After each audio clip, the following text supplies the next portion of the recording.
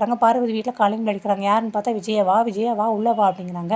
என்ன Vijaya dance class பக்கம் ஆளையே காணோம், ஸ்டூடெண்ட்ஸும் 2 நாள் தொடர்ந்து வந்துகிட்டே இருந்தாங்க, நான் எனக்கு தெரிஞ்ச வரைக்கும் 4 ஸ்டெப்பு போட்டு சொல்லி கொடுத்தேன்னு, நீ பரதநாட்டியம் சொல்லிக் கொடுத்தே, பரதநாட்டியத்தை பற்றி உனக்கு என்ன தெரியும் அப்படின்னு விஜய் கோவப்படுறாங்க.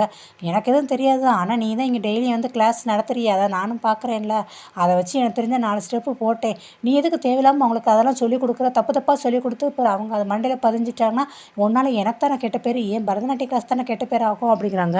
ஆமாம் நானும் அந்த 4 ஸ்டெப் வச்சு எதனால தான் ஓட்டிக்கிட்டே இருக்க முடியும், அதனால தான் மாஸ்டர் வர 2 நாள் ஆகும், ஊர் போயிருக்காங்க, 2 நாள் லீவுன்னு சொல்லி நான் அனுப்பி விட்டேன், வேணா பிள்ளைகளெல்லாம் இன்றைக்கி வர சொல்லட்டுமா, நீ வந்திருக்கீல அப்படிங்கிறாங்க.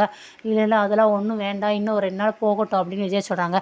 சரி பரதநாட்டியம் கிளாஸ் உனக்கு ரொம்ப பிடிச்சதாச்சு, அதுக்கு நீ வராமல் இருக்கி, அப்படி என்ன வீட்டில் உங்கள் வீட்டில் பிரச்சனை, ஏதோ பிரச்சனைன்னு எனக்கு தெரியுது, அப்படி என்ன பிரச்சனை உனக்கு அப்படிங்கிறாங்க. அது வேறு என்ன, எல்லாம் நான் பார்த்துட்டு வந்த மருமகளால் தானே, யாரை சொல்கிறேன்னு, வேறு யாரை, அந்த மீனா